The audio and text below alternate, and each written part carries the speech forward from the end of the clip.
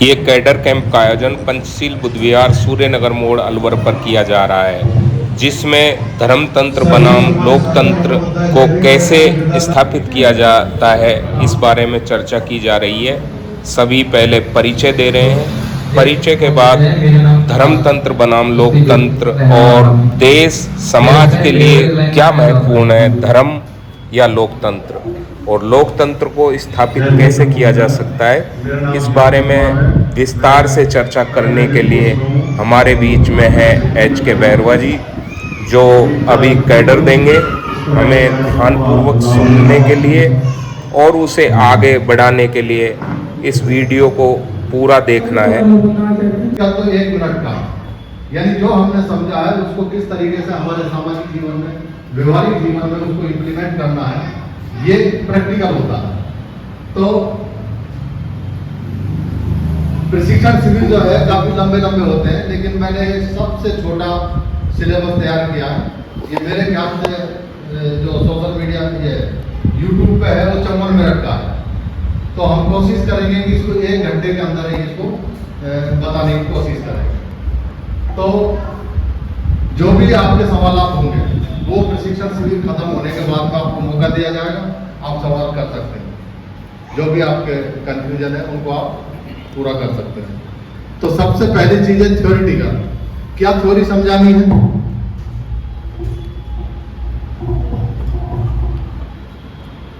Theory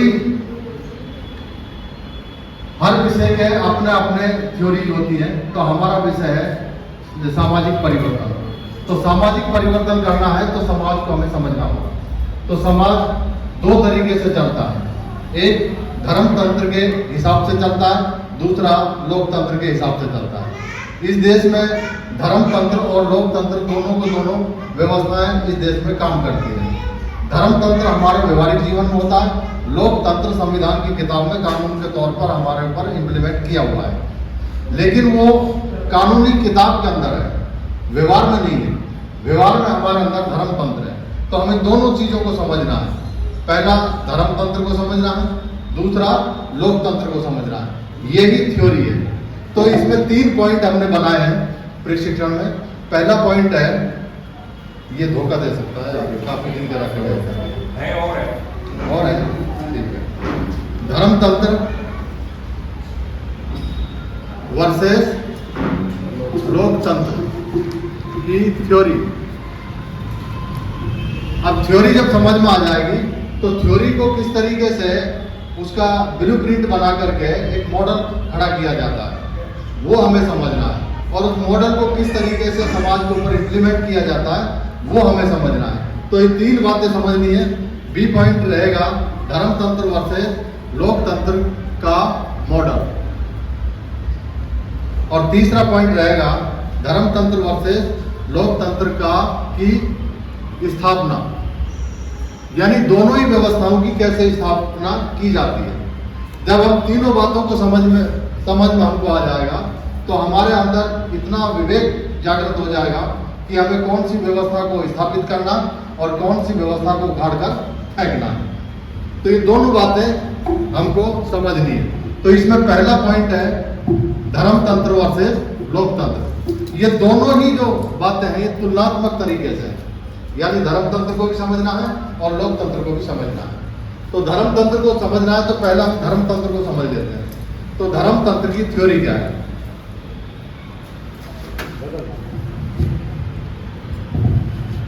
धर्मतंत्र की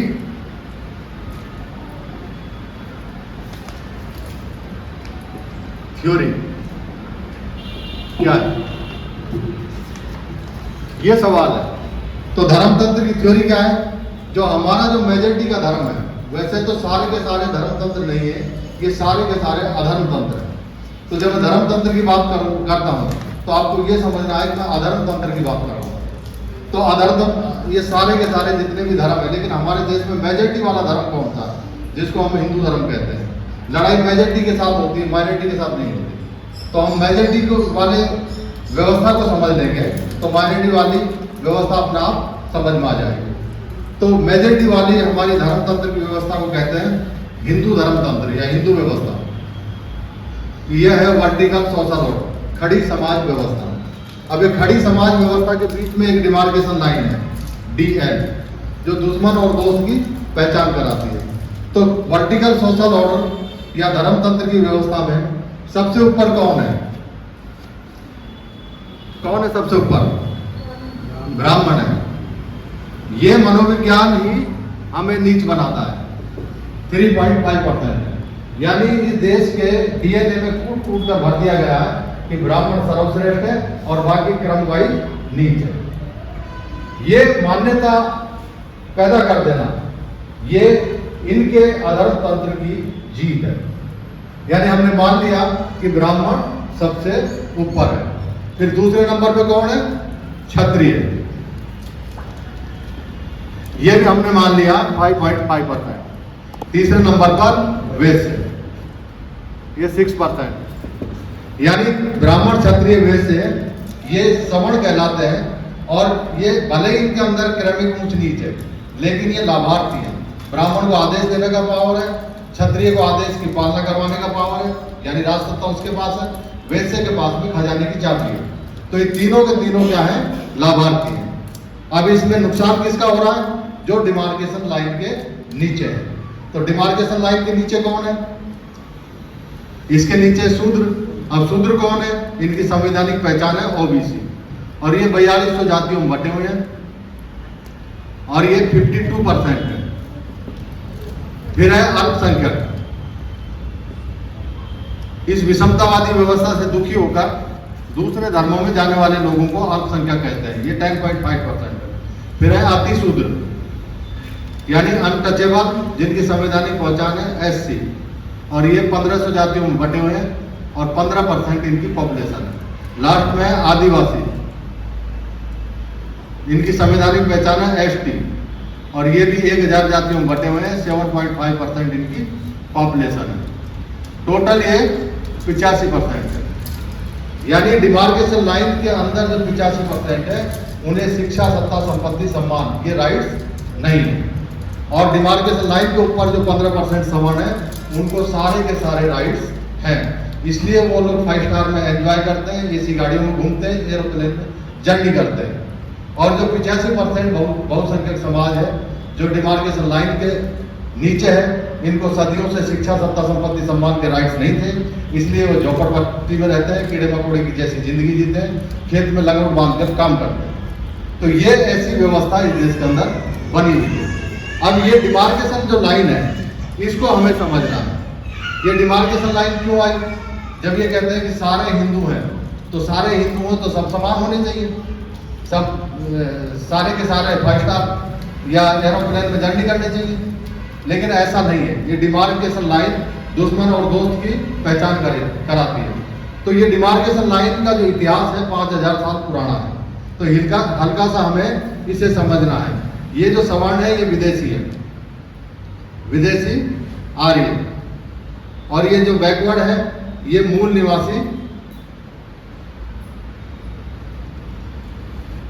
अनार्य है। तो आर्य वर्सेस अनार्य की लड़ाई है, जिसकी वजह से आर्यों ने हमें अनार्यों को आज भी गुलाम बनाकर रखा है। इसकी हल्की सी इतिहास की बात करें तो इस देश का इतिहास सिंधु सभ्यता, मोहनजोदड़ो, हड़प्पा से शुरू होता है। उनमें रहने वाले लोग दैत्य, आदित्य, असुर, राक्षस, दानव कहलाते थे। इन दैत्य, आदित्य, राक्षस, दानव के ऊपर आर्यों का आक्रमण होता है। जब आर्य आते हैं तो इस देश के जो मूल निवासी थे, उनकी पहचान अनार्य के रूप में हो जाती है। आर्य वर्सेस अनार्य 500 वर्ष तक संघर्ष चलता है, जिसका परिणाम ये होता है कि आर्यों की विजय हो जाती है और अनार्यों की हार हो जाती है।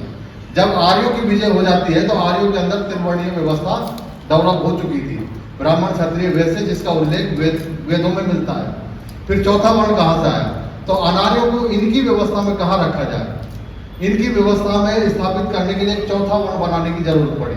उस चौथा वर्ण का नाम है शूद्र, और शूद्र का उल्लेख वैदिक वेदों में नहीं मिलता, पुरुष सूक्त में मिलता है। यानी पुरुष सूक्त को अमेंडमेंट के तौर पर वेदों के साथ जोड़ा गया और जोड़ करके एक मुकम्मल व्यवस्था बनाई गई, जिसको कहते हैं चतुर्वर्णीय व्यवस्था। अब ये चतुर्वर्णीय व्यवस्था बन गई तो चतुर्वर्णीय व्यवस्था अन्याय के ऊपर आधारित थी, विषमता के ऊपर आधारित थी। तो इस विषमता के खिलाफ अगर कोई सबसे पहला महापुरुष खड़ा हुआ तो वो हुआ तथागत गौतम बुद्ध। बुद्ध ने इस व्यवस्था को नकारा, क्योंकि ये व्यवस्था असत्य, हिंसा, नफरत, विषमता, परतंत्रता, शत्रुता, अन्याय ऐसे अनैतिक मूल्यों पर खड़ी की गई थी। तो बुद्ध ने अपने नए नैतिक मूल्य दिए, सत्य, अहिंसा, प्रेम, समता, स्वतंत्रता, बंधुता, न्याय।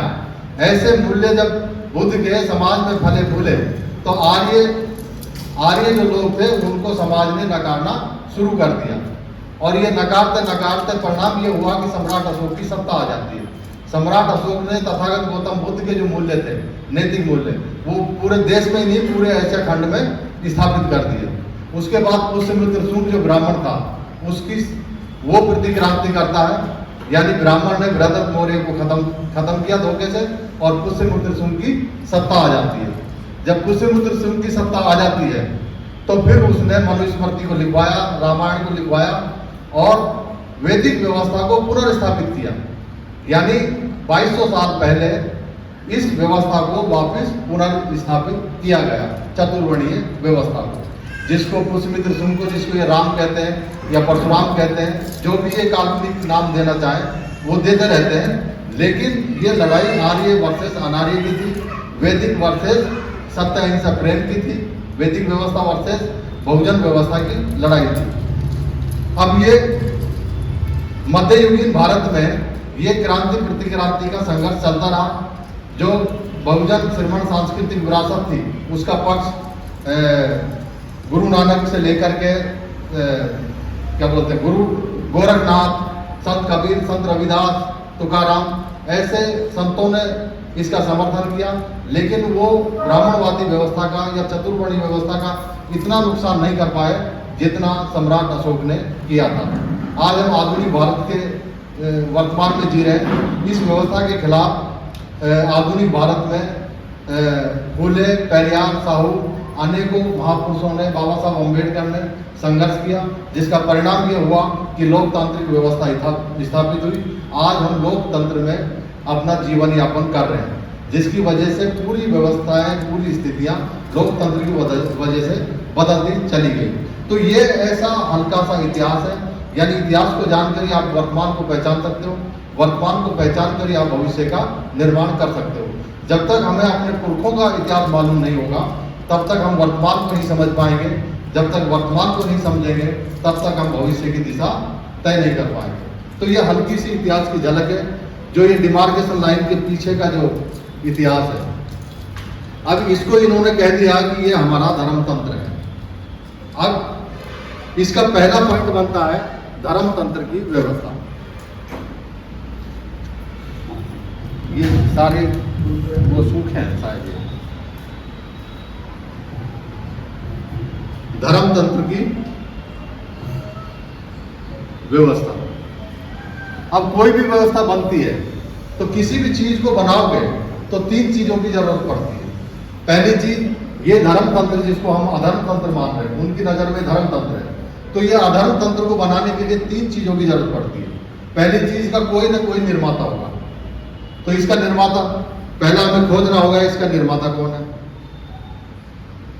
दूसरा खोजना होगा इसका संचालक कौन करता है।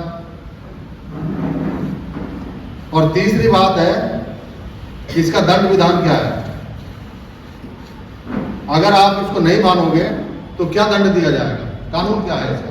तो ये 3, किसी भी व्यवस्था के साथ 3 चीजें जुड़ी होती हैं।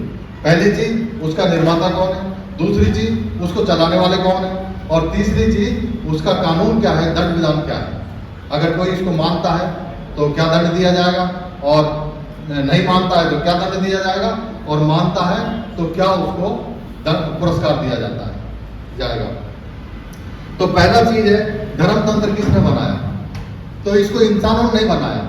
इसके लिए एक कहानी घड़ी गई कि जो धर्म की व्यवस्था है, धर्म को बनाने वाला, यानी 4 वर्ण की व्यवस्था को बनाने वाला इंसान नहीं है। तो कौन है, भगवान है। कौन सा भगवान है, ब्रह्मा जी है। ब्रह्मा जी ने कैसे बनाया, ब्रह्मा जी के शरीर में 4 बच्चेदानी थी। ब्राह्मण मुख से पैदा हुआ, क्षत्रिय भुजा से पैदा हुआ, वैश्य पेट से पैदा हुआ, और शूद्र पैर से पैदा हुआ। इस तरीके की कहानी समाज के अंदर कूट कर थोप दी गई। अब ये निर्माता, हमने मान लिया कि ब्रह्मा के शरीर से हम पैदा हुए हैं, तो फिर आप ब्रह्मा की जो व्यवस्था है, ब्रह्मा तो धरती पर नहीं रहता, तो ब्रह्मा कहाँ रहता है? आसमान में रहता है। तो धरती पे इस व्यवस्था को कौन चलाएगा? तो दूसरी कहानी घड़ी गई कि धरती पे इस व्यवस्था को चलाने वाला ब्राह्मण है। दो देवता हैं, एक अलौकिक देवता और दूसरा भूदेवता। तो भूदेवता की उपाधि किसकी है? ब्राह्मण की है। तो ब्राह्मण इस व्यवस्था का संचालन करेगा। ब्राह्मण भगवान का प्रतिनिधि है, यानी ब्राह्मण के मुख से निकला हुआ शब्द किसके माने जाते हैं? भगवान के माने जाते हैं। यदि आप भगवान को मानते हो तो कौन सी व्यवस्था को मानना पड़ेगा? इसको मानना पड़ेगा। और किसकी बात सुनना पड़ेगा? ब्राह्मण की सुनना पड़ेगा। तो ब्राह्मण इसका संचालक है, भगवान इसका निर्माता है, और संचालक कौन है? ब्राह्मण। अब इसका दंड क्या है? मान लीजिए आपने चतुर्वर्णीय व्यवस्था को मानने से इनकार कर दिया कि भाई मैं तो मेरे जच्चे की जो करूंगा, जैसा आज हम लोकतंत्र में करते हैं, यानी शूद्र का काम नहीं कर रहा, चमार का काम नहीं कर रहा, ये धर्म की व्यवस्था के नियमों को भंग कर रहा है। तो इसका दंड क्या है? इसका दंड यह है कि कर लो भंग, लेकिन समझाओ, समाज को वो लाखों बाबा समझाते रहते हैं, अगर आपने अधर्म किया यानी धर्म की व्यवस्था के खिलाफ काम किया तो आप नरक में जाओगे। और नरक में क्या है? गरम तेल के कड़ाह में पकौड़ी की तरह तला जाएगा। और अगर आपने इस व्यवस्था को मान लिया, धर्म तंत्र की व्यवस्था, तो आपको पुरस्कार क्या मिलेगा? स्वर्ग मिलेगा। स्वर्ग में क्या है? अप्सराएं बैठी हुई है। अब पता नहीं महिलाएं क्यों मानती हैं, भाई मर्दों के लिए तो अप्सराएं बैठी हुई है, ये भगवान को महिलाएं मानती क्यों है? ये समझ नहीं आता। इनका तो वहां भी शोषण होने वाला है, वो मुसलमानों के जैनों में शोषण होने वाला है, और ईसाइयों के वहां हेल में शोषण होने वाला है। तो महिलाएं तो सबसे ज्यादा नुकसान में, कम से कम धर्म की व्यवस्था को महिलाओं को बिल्कुल नहीं मानना चाहिए। मर्द मान ले झूठे, चलो ठीक है भाई, मरने के बाद मिल जाएगा। ये धर्म ऐसा फायदा देता है जैसे LIC, मरने के बाद ही मिलेगा आपको, जीते जी नहीं मिलेगा। धर्म का पुरस्कार कब मिलेगा? दंड और पुरस्कार मरने के बाद मिलेगा। तो LIC और धर्म एक ही कैटेगरी के व्यवस्था है। तो ये इसका दंड विधान है। अब हम दूसरी बात आ जाते हैं, इसकी विशेषता। ये 4 विशेषताओं के ऊपर टिकी हुई है। पहली विशेषता, इस व्यवस्था का आधार क्या है? समता है या विषमता? विषमता है। विषमता सारी बीमारियों की जड़ है। विषमता है इसलिए परतंत्रता है, परतंत्रता इसलिए शत्रुता है, शत्रुता इसलिए न्याय है, अन्याय है, अन्याय इसलिए विनाश है। यानी विषमता विनाश की तरफ लेकर जाती है, अन्याय की तरफ लेकर जाती है। फिर दूसरी विशेषता क्या है? पहचान। धर्म की व्यवस्था आपको पहचान जो देती है वो जन्म के हिसाब से देती है। जिस सांचे में आपका जन्म हो गया उसी सांचे में आपकी जीवन भर पहचान रहेगी। आप ब्राह्मण सांचे में पैदा हुए, शूद्र सांचे में पैदा हुए, चमार सांचे में पैदा हुए, भंगी सांचे में पैदा हुए, तो ये जो धर्म है आपको पहचान देता है जन्म के हिसाब से, आप उससे निकल नहीं सकते। तो ये जन्म के हिसाब से पहचान देता है। तीसरी बात है इसका नियंत्रण। अब इसका नियंत्रण किसके हाथ में? भूदेवता के पास, यानी ब्राह्मण के पास में। और चौथी बात है, ये क्या है? आरक्षण है, यानी जो जहां जन्म के हिसाब से पैदा होगा वहां उसके सुविधा और दुविधा दोनों उसके साथ जुड़ गए, यानी स्थायी आरक्षण है। ये जन्म आधारित आरक्षण है, स्थायी आरक्षण है। तो इस तरीके से 4 विशेषताओं के ऊपर ये व्यवस्था टिकी हुई है। अब इसको, ये जो डायग्राम है इसको अपने दिमाग में रखिए, और जब भी लगे कि इस देश में, इस धर्म में, इस व्यवस्था में हमारी क्या हैसियत है, इस डायग्राम को याद कर लीजिए। अब इसमें तीसरा पॉइंट बन जाता है इसकी परिभाषा, यानी एक ही लाइन में इस व्यवस्था को कैसे कहेंगे। तो इसकी परिभाषा है कि ये ब्राह्मणों द्वारा ब्राह्मणों के लिए बनाई गई व्यवस्था को हम धर्म तंत्र की या अधर्म तंत्र की व्यवस्था कहते हैं। समय और परिस्थिति के हिसाब से नाम बदलते रहे इसके।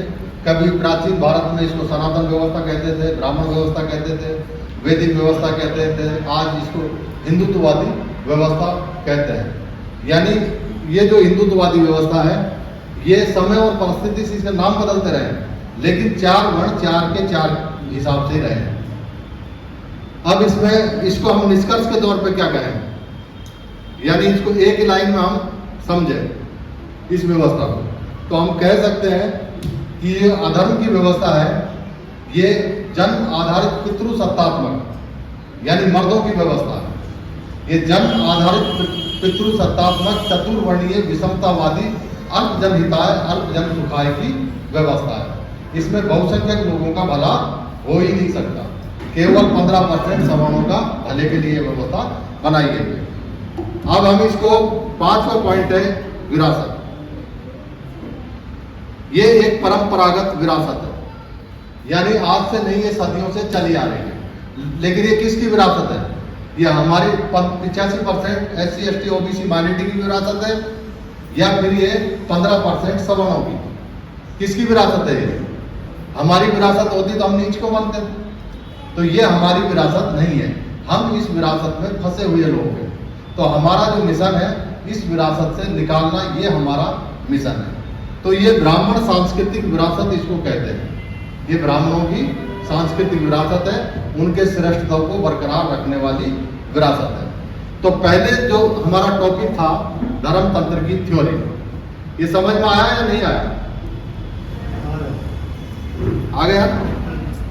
तो धर्म तंत्र की थ्योरी आपने समझ ली, तो फिर आप सवाल करोगे कि भाई ये तो ठीक है, गलत है, लेकिन हम क्या करें, हम कहाँ जाएं? हमारी आस्था, परंपरा, मान्यता, संस्कार, त्योहार, व्रत, ये इनसे हम बंधे हुए हैं। हम छुटकारा कैसे पाएं? तो छुटकारा पाने के लिए आपके पास में कोई वैकल्पिक व्यवस्था होनी चाहिए। तो वैकल्पिक व्यवस्था क्या है?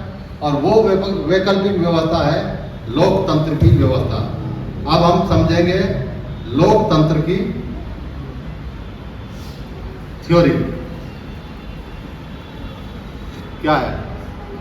ये हमारी वैकल्पिक व्यवस्था है। तो जैसे हमने धर्म तंत्र को समझा, ठीक वैसे ही ये लोकतंत्र को समझेंगे। लोकतंत्र ही सही मायने में धर्म तंत्र है। अगर किसी धर्म का शब्द का ही अगर इस्तेमाल करना है सही रेफरेंस में, तो लोकतंत्र के प्रति हम धर्म तंत्र कह सकते हैं, क्योंकि ये सत्य, अहिंसा, प्रेम, समता, स्वतंत्रता, बंधुता, न्याय ऐसे नैतिक मूल्यों के आधार पर लोकतंत्र को स्थापित किया गया है। तो ये जो मूल्य है, ये धर्म के मूल्य हैं, ये अधर्म के नहीं है। अधर्म के मूल्य तो असत्य, हिंसा, नफरत, विषमता, परतंत्रता, शत्रुता, अन्याय, ये अनैतिक मूल्य है। तो अब हम लोकतंत्र को समझ लेते हैं।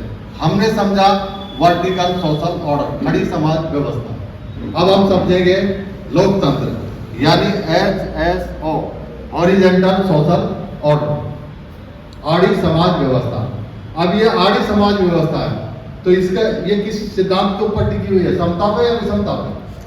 समता पे, क्योंकि सारे लोग एक ही लाइन पे खड़े हुए हैं। कोई पहचान सकता है लोकतंत्र के नजर में कौन ब्राह्मण, क्षत्रिय, वैश्य, शूद्र है? सारे के सारे एक लाइन पर खड़े हुए हैं। 26 जनवरी 1950 को जो खड़ी व्यवस्था थी, एक दिन के अंदर आड़ी हो गई। एक दिन में इस देश का 5000 साल पुराना जो इतिहास था वो बदल गया। तो ये अब इसकी पहला पॉइंट हमारा है लोकतंत्र की पृष्ठभूमि।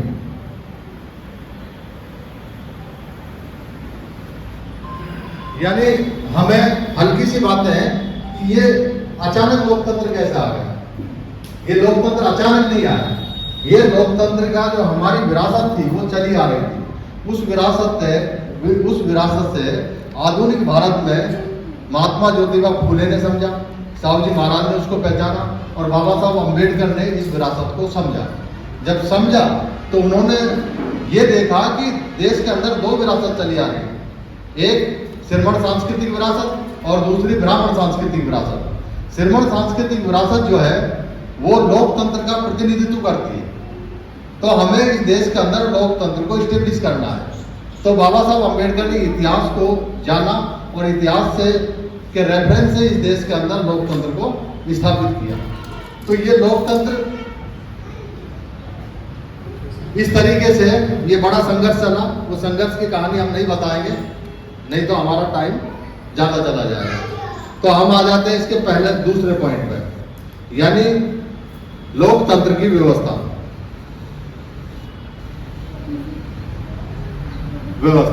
अब कोई भी व्यवस्था बनती है तो 3 चीजें की जरूरत पड़ती है। पहली चीज, उसका कोई ना कोई निर्माता होता है। दूसरी चीज, उसका संचालक होता है। और तीसरी चीज, उसका दंड विधान होता है। अब बताइए, लोकतंत्र का निर्माता कौन है, भगवान है या इंसान? इंसान है। 389 सदस्यों ने 2 साल 11 महीना 18 दिन में इस लोकतंत्र को बनाया। 26 जनवरी 1985 को लागू कर दिया। तो ये निर्माता कौन है? इंसान। अब इसका संचालक कौन है? भूदेवता है या इंसान ही?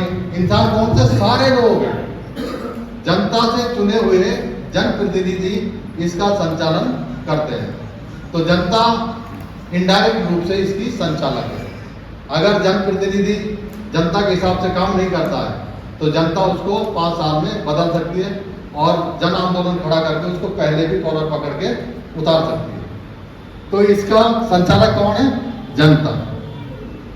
और उसका कौन था? ब्राह्मण। उसका निर्माता कौन था?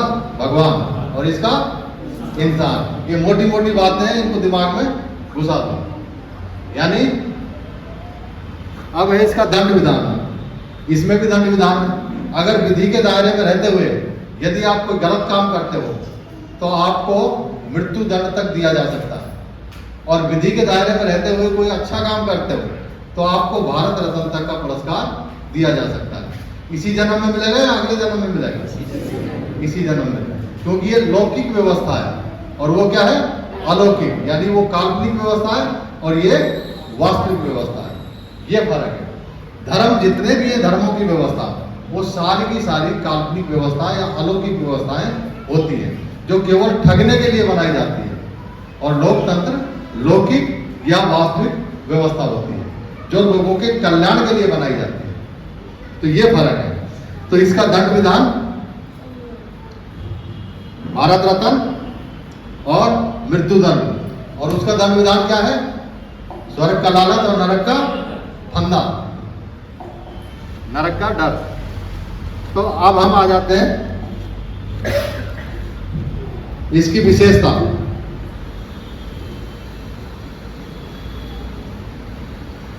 इसकी भी 4 विशेषता। पहली है इसकी आधार। इसका आधार क्या है? समता का है, विषमता का? समता का है। दूसरी विशेषता है व्यक्ति की पहचान। जन्म के हिसाब से है या योग्यता के हिसाब से? और तीसरी विशेषता है नियंत्रण। कौन कंट्रोल करता है इसको? भगवान करता है, भूदेवता करता है, जनता करती है? जनता। और चौथी विशेषता है आरक्षण। स्थायी है या अस्थायी? अब हम आ जाते हैं चौथी परिभाषा। लोकतंत्र की परिभाषा क्या है? अब्राहम लिंकन ने छोटी सी परिभाषा दी है। लोगों वर्ण को आप बदल नहीं सकते और वर्ग को आप बदल सकते हो। तो निष्कर्ष के तौर पर आप कह सकते हैं योग्यता पर आधारित लोकतांत्रिक चतुर्वर्गीय समतावादी सर्वजन हिताय सर्वजन सुखाय की व्यवस्था को हम लोकतंत्र की व्यवस्था कहते हैं। अब छठी चीज है इसका विरासत। किसकी विरासत है? ये 85% बहुजनों की विरासत है। अफसोस इस बात का है कि 85% बहुजनों को इसका पता नहीं है। यानी उनकी अज्ञानता की वजह से 15% सवर्णों की विरासत में वो फंसे हुए हैं। इसको हम कहते हैं बहुजन श्रमण सांस्कृतिक विरासत। ये परंपरागत रूप से चली आ रही है। यानी 2 विरासतों का झगड़ा है, ब्राह्मण सांस्कृतिक विरासत वर्सेस बहुजन श्रमण सांस्कृतिक विरासत। हमें बहुजन श्रमण सांस्कृतिक विरासत को पुनर्स्थापित करना है जिसका प्रतिनिधित्व हमारे देश का लोकतंत्र करता है। तो ये हल्की सी बातें हैं। अब दोनों इसकी थ्योरी हमने समझ ली। अब हल्की हल्की सी बातें।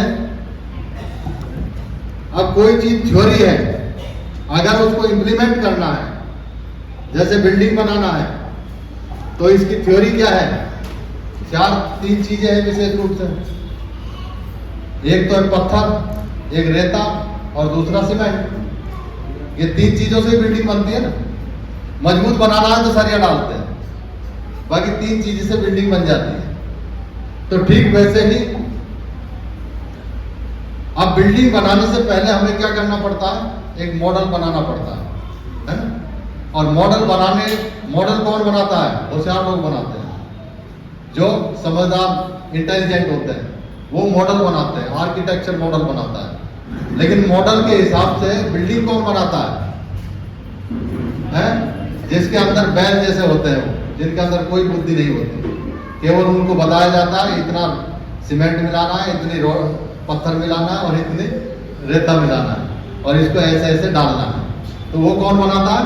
मजदूर बनाता है। तो बिल्डिंग में सबसे बड़ा योगदान किसका रहता है? वैसे तो रहता है इंटेलिजेंट लोगों का ही लेकिन बनाता है मजदूर।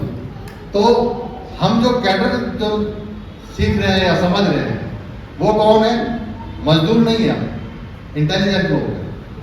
तो ये इंटेलिजेंट लोगों, अगर ये जो बुद्धिमत्ता है, ये हम लोगों के बीच में उलझ जाएगी तो फिर बिल्डिंग बनने वाली नहीं है। तो हमारा काम है कि हमारा जो निचला तबका है, गरीब तबका है, उसके बीच में जाकर के उनको सही अनुपात में उनको व्यवस्थित करना, ये हमारा काम है। तो सबसे पहले धर्मतंत्र का मॉडल क्या है और लोकतंत्र का मॉडल क्या है, तो दोनों मॉडल को हम पैरेलल समझ लेते हैं।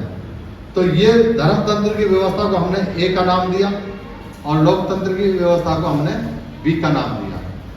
तो ये हो गया मॉडल। अब ये मॉडल का चरित्र है दोनों का। इसका चरित्र है विषमता और इसका चरित्र है समता।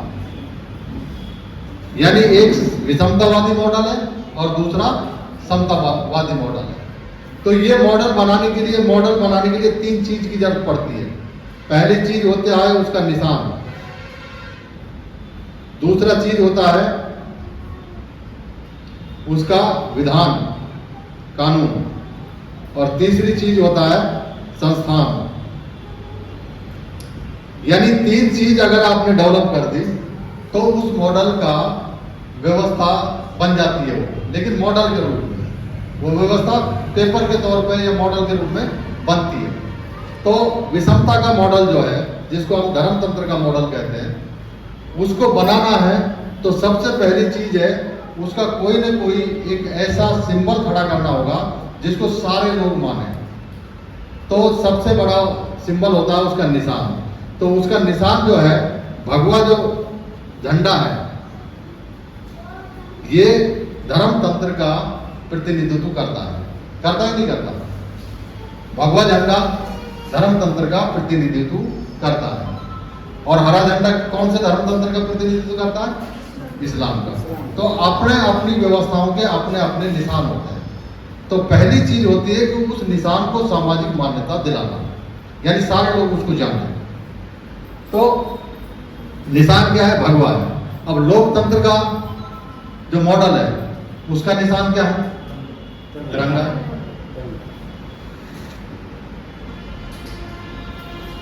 अब भगवा निशान की आन बान शान के लिए बनाया जाता है विधान। कानून किसके लिए बनाया जाता है? उस झंडे के लिए बनाया जाता है। झंडा खत्म, कानून खत्म। जब युद्ध होते थे तो सबसे पहले किसके ऊपर अटैक किया जाता था? जो झंडा लेके चलता था। झंडा झुक गया तो सेना समझ लेती थी कि हमारा राजा हार गया और भगदड़ मच जाती थी। जब देश का प्रधानमंत्री जाता है लोकतंत्र का प्रतिनिधित्व करता हुआ, तो पूरे 140 करोड़ लोगों को लेके जाता है, झंडा लेके जाता है? झंडा लेके जाता है।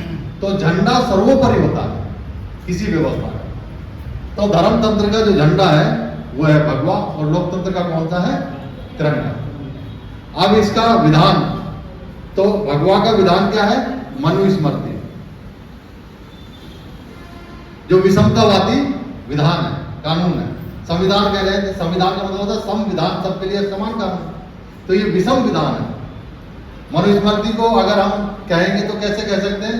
संविधान नहीं कह सकते, विषम विधान। और हमारा जो संविधान है वो क्या है? संविधान, सबके लिए समान कानून। तो लोकतंत्र का विधान कौन सा है? संविधान। संविधान। अब ये तो किताब है दोनों। अब किताब को इंप्लीमेंट करना है तो क्या बनाना पड़ेगा? संस्थान बनाने पड़ेंगे। तो अब धर्मतंत्र की जो संस्थान है उनको कहते हैं हम धार्मिक संस्थान। और ये 3 प्रकार की होती है। पहली मठ, दूसरी मंदिर और तीसरी आश्रम। ये 3 प्रकार की संस्थान होती है। ऐसे ही लोकतंत्र की संस्थान को क्या कहते हैं? प्रशासनिक संस्थान। प्रशासनिक संस्थान ये भी 3 प्रकार की होती है। सबसे बड़ी संस्थान कौन सी है? राष्ट्रपति, दूसरी संसद और तीसरी मंत्रालय। अब ये मुकम्मल 3 चीजों से क्या बन गया? मॉडल। इस मॉडल को कहते हैं धर्मतंत्र का मॉडल और इसको कहते हैं लोकतंत्र का मॉडल। अब ये मॉडल बन गए तो मॉडल है। मॉडल जैसे बिल्डिंग का हम मॉडल बना लेते हैं, हल्का सा 50 माले की बिल्डिंग है, इतना सा मॉडल बना लेते हैं। तो मॉडल है, बिल्डिंग नहीं है। बिल्डिंग को बिल्डिंग बनाना होगा तो क्या करना पड़ेगा? उसको उसके साथ ये जो मटेरियल है समाज को जोड़ना होगा। तो ये 2 मॉडल हैं, दोनों विपरीत हैं। हल्का से इनको मैं समझा देता हूं कि इस देश के अंदर ये 2 मॉडल काम कर रहे हैं, एक धर्मतंत्र और दूसरा लोकतंत्र। दोनों के अपने अपने समर्थक हैं। धर्मतंत्र के समर्थक जिनको धर्मतंत्र फायदा देता है वो धर्मतंत्र को रिस्टेट करना चाहते हैं, उसको वापस लाना चाहते हैं। जिनको धर्मतंत्र फायदा नहीं देता, जिनको लोकतंत्र फायदा देता है, वो चाहते हैं कि संविधान बचे, लोकतंत्र बचे और हमारी व्यवस्था इस देश में कायम है। तो ये इस देश के अंदर युद्ध छिड़ा हुआ है। छिड़ा हुआ है या नहीं छिड़ा हुआ है? तो अब ये बचेगा कैसे? यदि समाज मठ मंदिर आश्रम के साथ बंध गया तो मठ मंदिर आश्रम के साथ जुड़ा हुआ समाज के ऊपर कौन सा कानून लागू होगा? मनुस्मृति का। वो हिंदू कहलाएगा। हिंदू का कानून क्या है? ब्राह्मण क्षत्रिय वैश्य शूद्र का। तो जैसे ही आप मंदिर जाते हो, मठ जाते हो, मंदिर जाते हो, आश्रम से जुड़ते हो, किसी बाबा से जुड़ते हो, तो जैसे ही आप इनसे जुड़ते हो तो आपके ऊपर एक घोषित कानून लागू हो जाएगा, वो मनुस्मृति का। और मनुस्मृति का जो कानून है वो किसका उसका प्रतिनिधित्व कौन करता है? भगवा जाता है।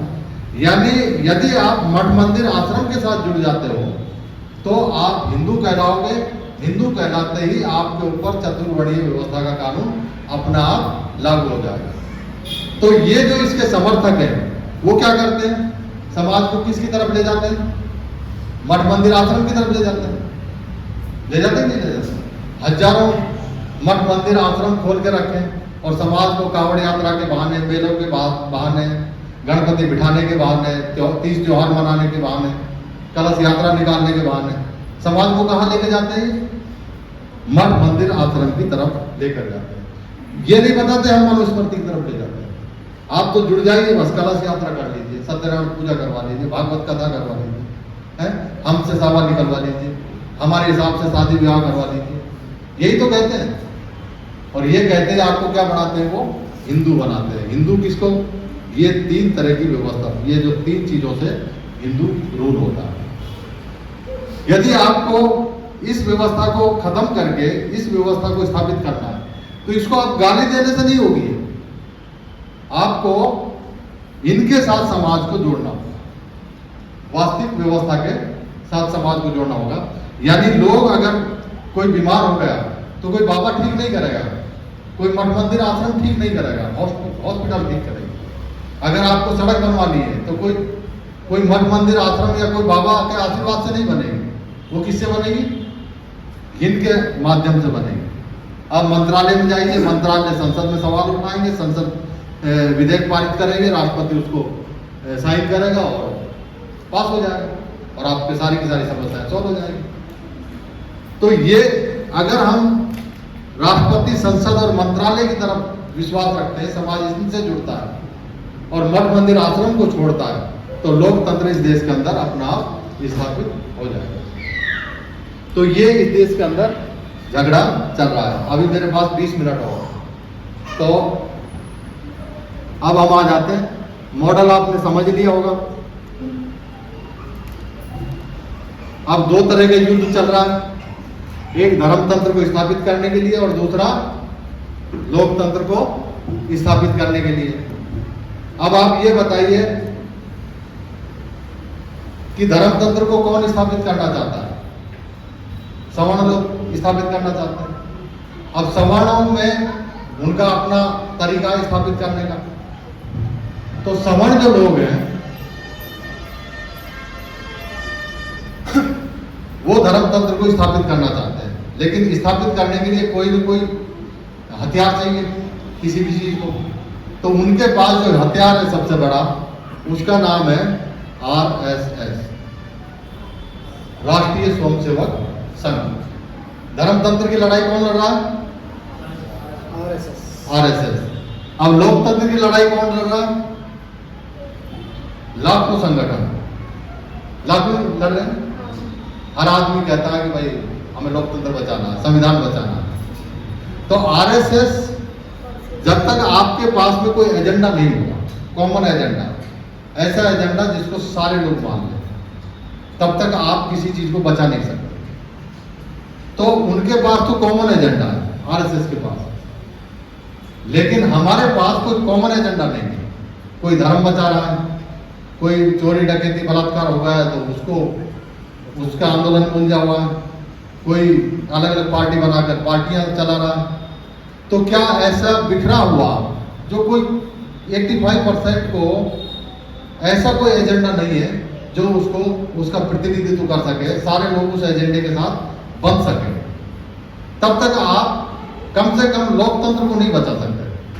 किसी के ऊपर बलात्कार हो गया तो उसको न्याय दिला सकते हो, किसी के साथ अन्याय होगा तो हल्का फुल्का न्याय दिला सकते हो, लेकिन लोकतंत्र को नहीं बचा सकते। जैसे वो धर्मतंत्र को बचा रहे क्योंकि उन्होंने एक एजेंडा बनाया है।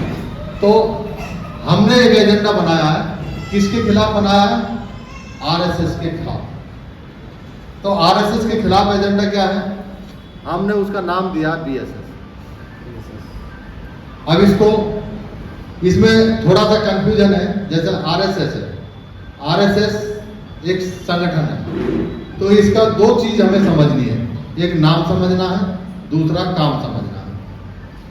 ठीक वैसे ही बीएसएस एक एजेंडा है, इसकी दो चीज समझनी है, इसका नाम और इसका काम। तो आरएसएस का नाम क्या है? सारी दुनिया जानती है, इसका नाम राष्ट्रीय स्वयंसेवक संघ है, यही जानते हैं। लेकिन ये नाम नहीं है इसका, ये हम लोगों की नजर में इसका नाम है रेशियल सुपीरियर सिस्टम, यानी ब्राह्मणों की जो रेस है, आर्यों की, उसकी श्रेष्ठता कायम होनी चाहिए, ये इसका असली नाम है। तो दो नाम है, कहने के लिए आरएसएस, राष्ट्रीय स्वयंसेवक संघ ऐसे बनता है, राष्ट्रीय स्वयंसेवक संघ, लेकिन ये तो ऐसे ही है। तो इसका असली नाम है रेशियल सुपीरियर सिस्टम, यानी ब्राह्मणों की श्रेष्ठता को बनाए रखने वाली व्यवस्था, यह आरएसएस का नाम है। अब ऐसे बीएसएस का नाम क्या है? कहने के लिए हवा में उछाल दिया गया कि भारतीय शूद्र संघ, यानी शूद्रों का संघ। तो शूद्रों का संघ है तो ये तो शूद्र तो हिंदू पहचान है, तो हिंदू पहचान है तो ये तो हिंदुओं का संघ हो गया। तो ये केवल शूद्र शब्द इसमें इसलिए यूज किया गया है कि बाबा साहब ने एक कोटेशन वो कहते थे या अखबार में लिखते थे कि गुलाम को गुलामी का एहसास करा दो, गुलाम अपनी बेड़ियां खुद तोड़कर फेंक देगा। अर्थात शूद्र को शूद्र होने का एहसास करा दो, वो ब्राह्मण का सिर फोड़ देगा। हिंदू में शूद्र का एहसास नहीं है, एक तो जाति का एहसास है और एक धर्म का एहसास है, लेकिन उसे शूद्र होने का एहसास नहीं है। जैसे ही किसी ओबीसी समाज को शूद्र का एहसास होता है तो सबसे पहले उस व्यवस्था को छोड़ने का काम करता है। इसलिए समाज को चिढ़ाने के लिए ये नाम रखा है। नहीं तो फिर बताओ हिंदू में तुम क्या हो? तो दूसरा सवाल उन्हीं के ऊपर आ जाता है। तो लोगों के आत्मसम्मान को जगाने के लिए शूद्र शब्द को उछाला जा रहा है। जिस शूद्र शब्द को ब्राह्मण छुपाता है, जाति को उछालता है, धर्म के हिंदू को उछालता है, लेकिन शूद्र को छुपाता है। तो शूद्र को छुपाने की जरूरत नहीं है, इसको बताने की जरूरत है कि यदि आप हिंदू हो तो क्या हो, आप शूद्र हो। अगर आपको शूद्र नहीं होना तो क्या करना पड़ेगा? हिंदू व्यवस्था को छोड़ना होगा। जब छोड़ देंगे फिर दूसरा नाम है इसका बहुजन सुधारवादी संघ। जिनको आरएसएस ने बिगाड़ दिया उनको सुधारने का काम बीएसएस करता है। अब इसका काम देखिए, आरएसएस का काम क्या है? दो काम है। पहला काम है इग्नोरेंस पैदा करना, यानी अज्ञान पैदा करना। अज्ञान किसको कहते हैं? भक्ति भाव को कहते हैं, यानी भक्ति से भगवान, भगवान से अज्ञान। जो भक्ति है वो भगवान की तरफ ले जाना, यानी ऊंच नीच का भाव पैदा करना। तो फिर बीएसएस के दो काम कौन से? पहला काम है ज्ञान पैदा करना, यानी विज्ञान की तरफ ले जाना, विज्ञान से ज्ञान मिलता है। और दूसरा है समता का भाव पैदा करना। यही जरूरत है। जिस दिन हम अपने विवेक से सोचने लग जाएंगे और समतावादी बन जाएंगे तो हमारा व्यवस्था कौन सी रहेगी? लोकतंत्र की रहेगी। तो ये दो काम बीएसएस करता है। अब कैसे करता है इसको हम समझ लेते हैं। देखिए दोनों के पास क्या है? 3 पॉइंट एजेंडा।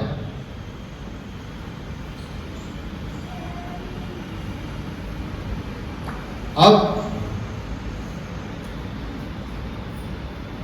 आरएसएस का पहला दोनों का एजेंडा क्या है? पहले का एजेंडा होता है जीवन मार्ग, जीवन मार्ग। दूसरा होता है जीवन विधान, और तीसरा होता है जीवन आइकॉन। किन प्रतीकों के साथ हम बंधे रहेंगे जीवन भर? ये 3 चीजें रहती हैं। तो आरएसएस का जीवन मार्ग है भक्ति मार्ग। भक्ति मार्गी यदि समाज होगा, समाज को आरएसएस क्या बनाता है कि आपको भगवान में यकीन रखना है। भगवान यानी एक धारणा पैदा करता है कि समय से पहले भाग्य से ज्यादा नहीं मिलता, यानी भगवान की मर्जी के बगैर पत्ता भी नहीं हिलता। तो भगवान की तरफ ले जाने के लिए लोगों को भक्ति मार्ग के ऊपर चलाता है। भक्ति से भगवान, भगवान से हिंदू नाम की पहचान है। जो भगवान को मानता है वो क्या कहलाता है? हिंदू कहलाता है। जो अल्लाह को मानता है वो क्या कहलाता है? मुसलमान कहलाता है। जो गॉड को मानता है वो ईसाई कहलाता है। जैसे ये कॉमन आइडेंटिटी है, यानी भगवान रहेगा तो हिंदू व्यवस्था बनी रहेगी। जैसे ही हम भगवान को मानते हैं तो ब्राह्मण और भंगी इकट्ठा हो जाता है। जैसे ही अल्लाह को मानते हैं ईरान और ईराक इकट्ठा हो जाता है, अल्लाह के ऊपर आ जाएगी, भले वो युद्ध रोज लड़े। जैसे ही ब्राह्मण या अदर जातियां आपस में खूब लड़े, लेकिन भगवान के नाम पर वो सारी की सारी इकट्ठा हो जाती है।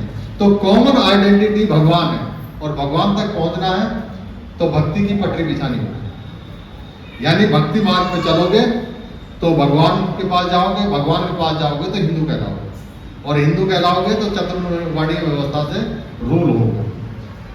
अब भक्ति का विकल्प क्या है? भक्ति का विकल्प है ध्यान।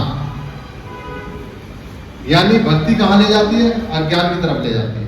और ध्यान किसकी तरफ ले जाता है? ज्ञान की तरफ। जहां ध्यान है वहां ज्ञान है, और जहां ज्ञान है वहां कौन है? विज्ञान। विज्ञान है, विज्ञान है वहां कौन है?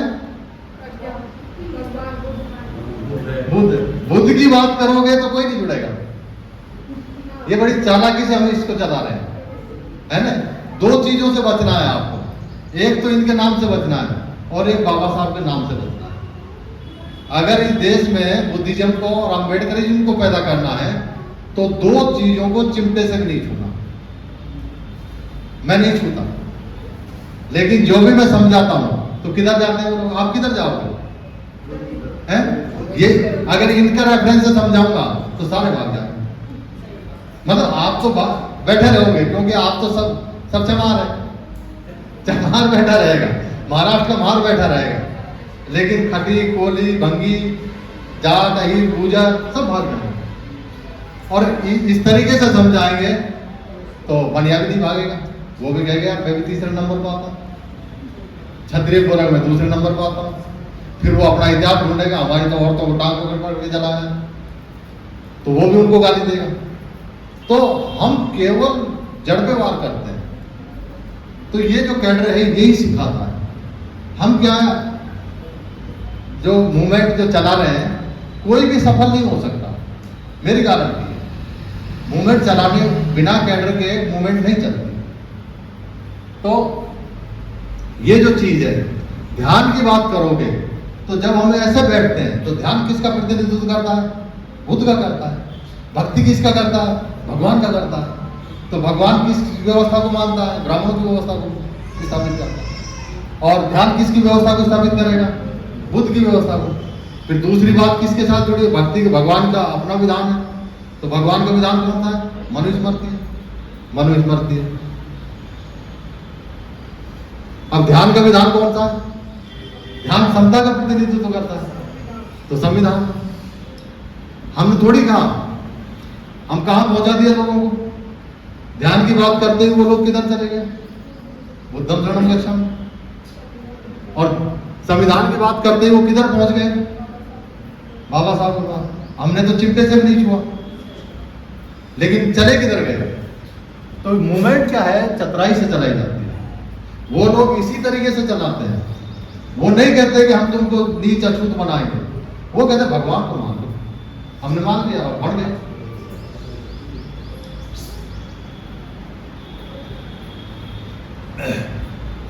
अब मनुस्मृति को स्थापित करना है। ये तो किताब है। किताब को अगर समाज के साथ उसका विमर्श खड़ा करना है तो आपको प्रतीक खड़े करने होंगे, सिंबल। जो प्रतीक हैं, ये जीवन आइकॉन या प्रतीक जो है, जो धर्म के जो प्रतीक हैं, वो सारे के सारे काल्पनिक प्रतीक होते हैं। वास्तविक होते हैं, काल्पनिक होते हैं? काल्पनिक होते हैं। तो इनके जो प्रतीक आइकॉन है, जीवन आइकॉन है, वो काल्पनिक है। और इनके प्रतीक क्या है? वास्तविक है। अब प्रतीक भी तीन तरह के होते हैं, चाहे वो काल्पनिक हो चाहे वास्तविक हो।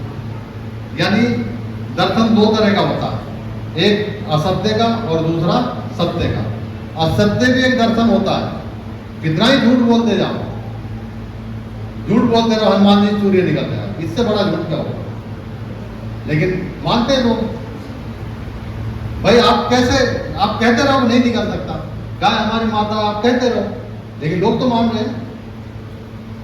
भैंस को नहीं मान रहे, उसके पति को बात नहीं मान रहे, लेकिन गाय को मान रहे हैं। मान रहे तो वो है, उसका अस्तित्व है, आप कुछ नहीं कर सकते। आप लाख कहते रहो भगवान नहीं है, अरे लोग मान रहे हैं, झूठा दर्शन है, उसमें फंसे हुए हैं। तो ये काल्पनिक जो प्रतीक है, ये तीन प्रकार के होते हैं। पहला होता है दार्शनिक, दूसरा होता है ऐतिहासिक, और तीसरा होता है सांस्कृतिक। सांस्कृतिक मतलब जीवन में आप उनके साथ बंधे हो, आस्था, परंपरा, मान्यता, संस्कार, त्योहार, व्रत, ये सांस्कृतिक प्रतीक है। और ये सारे के सारे काल्पनिक है। इनका दर्शन पूरा का पूरा झूठ के ऊपर टिका हुआ है। हर चीज झूठी है।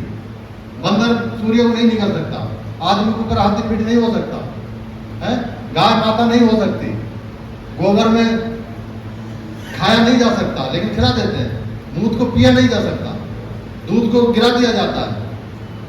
लेकिन ये सारे काल्पनिक बातें हैं। और काल्पनिक बातों को यदि हम मान रहे हैं तो वास्तविक है लोगों के जीवन में। आप कहते रहोगे काल्पनिक है, लेकिन जो मान रहे हैं उनके लिए तो वास्तविक है। तो ये उनका दर्शन झूठा है, उनका इतिहास झूठा है। वो सारा का सारा जो बुद्धिज्म का इतिहास है उसी को अपना इतिहास बताते हैं, उसी के साथ महाभारत के पात्रों को जोड़ देते हैं, शंकर को जोड़ देते हैं, राम को जोड़ देते हैं, भीम को जोड़ देते हैं, और उनके सांस्कृतिक प्रतीक सारे के सारे काल्पनिक। और हमारे जो सांस्कृतिक प्रतीक है वो सारे के सारे वास्तविक है। हमारा दर्शन क्या है? दार्शनिक प्रतीक। सारे दार्शनिक प्रतीक हमारे सच्चे हैं। हमारा इतिहास क्या है? ऐतिहासिक प्रतीक क्या है? वो पूरा का पूरा सच है, जो ऐतिहासिक पुरातात्विक साक्ष्यों से बताया गया है वो इतिहास है, काल्पनिक नहीं है। सिंधु सभ्यता से लेकर आज तक का जो इतिहास है हम उस इतिहास को मानते हैं, ये काल्पनिक इतिहास को मानते हैं। और सांस्कृतिक प्रतीक क्या है? हमारे जितने भी महापुरुष हैं उनका जन्म हुआ, उनका मरण हुआ, उनकी जयंती है, उनकी स्मृति दिवस है, लेकिन इनके महापुरुषों की नहीं है। राम कब पैदा हुआ पता नहीं, कब मरा पता ही नहीं, ऐसे ही कोई भी डेट को ठोक दिया जाता है। तो हमारे सारे के सारे प्रतीक वास्तविक हैं और इनके काल्पनिक है। यदि समाज वास्तविक प्रतीकों के साथ जुड़ेगा तो कौन से विधान को मानेगा? संविधान को मानेगा। और संविधान को मानेगा तो कौन से मार्ग पे जाएगा? भक्ति में जाएगा, ध्यान पे जाएगा, ध्यान पे जाएगा। तो समाज का काम क्या है? इधर जोड़ना। उनका काम क्या है? इधर जोड़ना। ये लड़ाई। तो ये हमने तीनों चीजें इम्प्लीमेंटेशन, ये तीसरा जो पॉइंट था धर्मतंत्र वर्सेस लोकतंत्र की स्थापना। यदि धर्मतंत्र के मुकाबले में आपको लोकतंत्र को स्थापित करना है तो जुबान से बकबक करने से नहीं होगा। वो अगर स्थापित होगा तो आपको अपना दर्शन स्थापित करना होगा, आपको अपने इतिहास को स्टेब्लिश करना होगा, ढूंढ कर उसके ऊपर किताबें लिखनी होंगी, समाज को उसके साथ जोड़ना होगा। यदि समाज मंदिर जाएगा तो धर्म की व्यवस्था के साथ बंधेगा। यदि अलवर की सारे के सारे लोग विराट में जाएंगे, सम्राट अशोक की विरासत है विराटनगर, वहां जाएंगे तो किसके साथ जुड़ेंगे? इधर जुड़ेंगे। ये ऐतिहासिक प्रतीक है। और सारे के सारे जो सांस्कृतिक प्रतीक है, सारे हमारे बहुजन महापुरुषों की जयंती को, स्मृति दिवस को त्योहार के रूप में मनाएंगे, उनकी रैलियां निकालेंगे, उनकी किताबें घर घर तक पहुंचाएंगे, उनके चित्रों को घर घर तक पहुंचाएंगे। तो कौन सी व्यवस्था स्थापित होगी? हमारी विरासत, श्रमण सांस्कृतिक विरासत स्थापित होगी। तो ये अगर स्थापित करना है तो ये काम हमको करना होगा। अब इसको, ये 3 पॉइंट एजेंडा है, यानी आरएसएस का 3 पॉइंट एजेंडा क्या है? भक्ति मार्ग पे चलना है, मनुस्मृति का भाव पैदा करना है और काल्पनिक प्रतीकों के साथ समाज को बांधना है। ये आरएसएस का 3 पॉइंट एजेंडा है। हमारा एजेंडा क्या है? हमारा एजेंडा है ध्यान मार्ग पे चलना है, संविधान की शपथ लेना है और वास्तविक प्रतीकों के साथ बंधना है, जुड़ना है। तो ये हमारा 3 पॉइंट एजेंडा है। अब ये 3 पॉइंट एजेंडा कोई संगठन का प्रतिनिधित्व नहीं कर रहा, एक एजेंडा। तो ये बीएसएस को संगठन मत मानिए, ये एक एजेंडा है जो 3 पॉइंट एजेंडा का प्रतिनिधित्व करता है। ऐसे आरएसएस कोई संगठन नहीं है, आरएसएस से एक एजेंडा है, उस एजेंडे पे काम करने वाले संगठन। तो इस तरीके से इसको स्थापित करने के लिए, ये 3 पॉइंट एजेंडा को स्थापित करने के लिए ये हमने इसको, ये जो कैलेंडर है ये 3 पॉइंट एजेंडे को का प्रतिनिधित्व करता है। इसमें पहली चीज है बौद्ध गया, इसके नीचे लिखा है ध्यान से ज्ञान, यानी ध्यान मार्ग पे चलोगे तो ज्ञान और विज्ञान मिलेगा। और संविधान से आत्मसम्मान, यदि आप संविधान को मानोगे तो समता का भाव पैदा होगा, उससे हमको आत्मसम्मान मिलेगा। और ये आइकॉनों को घर घर तक हर कोई मानेगा तो लोकतंत्र इस देश के अंदर स्थापित होगा। ये 3 पॉइंट एजेंडा है। तो आरएसएस के 3 काम, भक्ति, मनुस्मृति, काल्पनिक आइकॉन। सबसे पहले 3 पॉइंट एजेंडा, यानी भगवा झंडा, उसके बाद मनुष्य, तो बात लंबी हो जाएगी जाने दो है। तो मेरे ख्याल से मैंने ये सारी बातें आपको बता दी हैं, यानी हमारा धर्मतंत्र क्या है, लोकतंत्र क्या है, वो हमने समझ लिया। धर्मतंत्र का मॉडल क्या होता है, लोकतंत्र का मॉडल क्या होता है, ये हमने समझ लिया। धर्मतंत्र को कैसे स्थापित किया जाता है, भक्ति मनुस्मृति काल्पनिक आइकॉन के माध्यम से धर्मतंत्र को स्थापित किया जाता है। ध्यान संविधान वास्तविक आइकॉन के हिसाब से लोकतंत्र को स्थापित किया जाता है। ये तो सुनी सुनाई बातें, कहने की बातें 10 मिनट के बाद आप भूल जाओ। अब हमें करना है प्रैक्टिकल। तो प्रैक्टिकल क्या है, ध्यान मार्ग पे चलना है, यानी ध्यान करके दिखाना है। जब भी हमारे कोई सामाजिक सांस्कृतिक कार्यक्रम होते हैं तो 2 मिनट हमें शांति से बैठना है। ये शांति से बैठना बुद्ध का प्रतिनिधित्व करने वाली बात है। और संविधान की शपथ लेना ये बाबा साहब अम्बेडकर का प्रतिनिधित्व करने वाली बात है।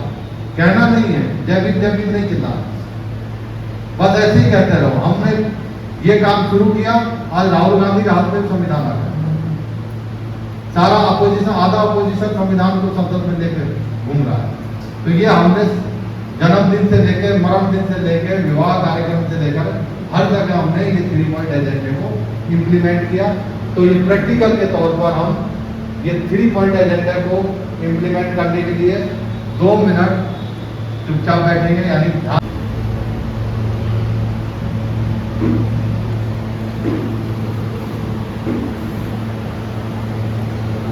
भवतु सब मंगलम, भवतु सब मंगलम, भवतु सब मंगलम। भारत की संविधान की उद्देशिका इधर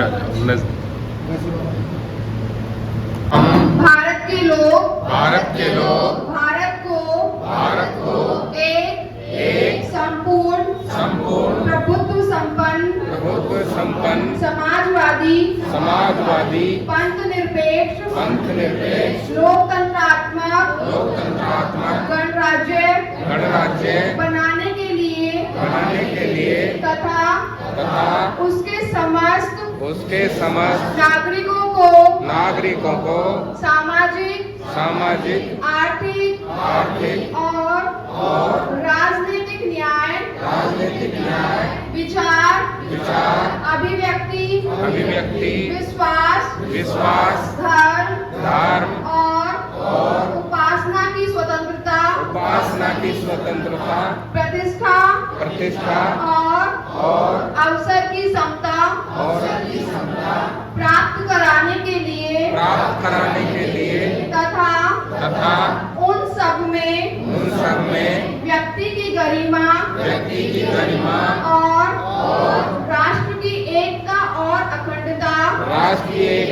अखंडता सुनिश्चित कराने वाली बंधुता बढ़ाने के लिए दृढ़ संकल्प होकर अपनी इस संविधान सभा में आज तारीख 26 नवंबर 1949 ईस्वी मिति मार्गशीर्ष शुक्ला सप्तमी संवत 2006 विक्रमी को एतद् द्वारा इस संविधान को अंगीकृत अधिनियमित और आत्मार्पित करते हैं। जय संविधान, जय संविधान, जय लोकतंत्र, जय भारत। इस तरह ध्यान, संविधान और वास्तविक आइकॉन के सिद्धांत के साथ ये कैडर कैंप का आयोजन किया गया और अंत में सभी को वास्तविक आइकॉन का कैलेंडर वितरित किया गया।